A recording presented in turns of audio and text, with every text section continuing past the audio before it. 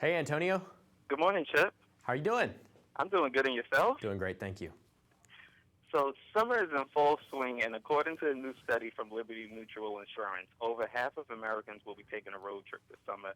Joining us now, to my viewers, is Chip Wade, an HGTV host and DIY expert who has tips for staying safe on the road. Welcome, Chip. Hey, how are you doing? I'm doing great. It's hot up here in New York City, so I'm just trying to stay cool. Understood. We all are. So my first question is, we don't always think DIY for your car, but what are some simple steps you can take to make sure your road trip is safe? Well, cars Is a safe one this summer. Yes, cars are becoming more and more complicated to work on. They're basically a giant computer and a motor now. But there are a few things that everyone, even the most novice of DIYers, can do to prep themselves and their automobile to prepare for all of these trips that everybody's going on this year. So the first thing is getting to know your specific car. There's three things that you need to really know before your road trip. You need to check your oil level as well as your washer fluid level and make sure you have air in the tires. I did recently partner with Liberty Mutual Insurance, who did this study that actually showed that only a third of Americans check the tire pressure in their spare tire. I think a lot of people know I got to check the tire pressure with the wheels that I see, but think ahead a couple of steps. If you have a flat tire, what are you going to need? Your spare tire, and if it's flat too, then you're out of luck. And that's one thing I made sure to do, and I also invested in a digital air pressure tester. Perfect. Yes, perfect. So what surprised you most about this study? Actually, from that same study, only half of Americans have an emergency kit in their car. And by emergency kit, I'm simply talking about a first aid kit, some jumper cables, the essentials, a flashlight.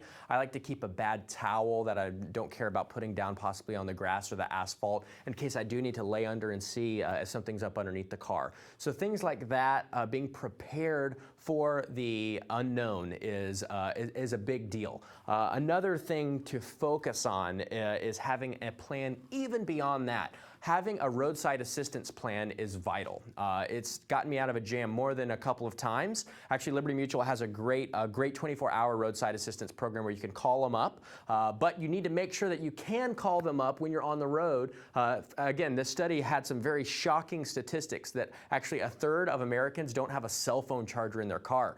I don't even understand how this is possible. I go through like 3 charges a day on my phone, so it's like it's a necessity. So that's one thing that everybody can go do today. Go get your cell phone charger, put it in the car so you can call for help if you need to. And that's one surprising thing because I've talked to a lot of people in the automotive industry and people who drive cars daily, and they're just not prepared at all. I know it. Just for like the simple trip. It is. And if you're kind of a guy like me that likes to be overwhelmingly prepared, I even have a battery jump box that I keep in my truck that I actually plug into my garage. And if I go on a trip, I actually put it in there. It has jumper cables and a battery in it, so you can actually jump yourself off, which is great in case you're in an area where there's not a whole lot of other cars running around. Again, there's all kinds of solutions. And if you have the space, like in a truck or in a large trunk, you can have a lot of great solutions right on board with you. And that definitely comes in handy, so you don't have to wait for anybody to help you jumpstart your car. Exactly. So having one of those in your trunk is just essential. It also allows you to help other people in a situation where anybody's never jumped anybody off in the car. You have to get nose to nose typically, and sometimes that's awkward if you have a large vehicle. So having an a la carte jump box where you can take it off with ease, put it right inside the engine compartment, fire it up, you can not only be a savior for yourself, but a savior for other people as well out on the road. That definitely would have helped when I was a kid. We always used to get stuck in the mall and had to wait on people to come help us out. Right, so. Exactly. So my last question is, where can we go to learn more information? We actually have a lot of expert tips set up at libertymutual.com/newbeginnings. All of my tips as well as other expert advice on road trips, car safety, as well as home and DIY tips that everybody's embarking on this year. They're all right there. Thank you so much, Chip. I can't wait to share this with my readers. I'll definitely be using some of these tips as I'm preparing for a road trip later this summer. So I really appreciate it. Thank you, Antonio. Have an awesome day. You too. Take care. Bye.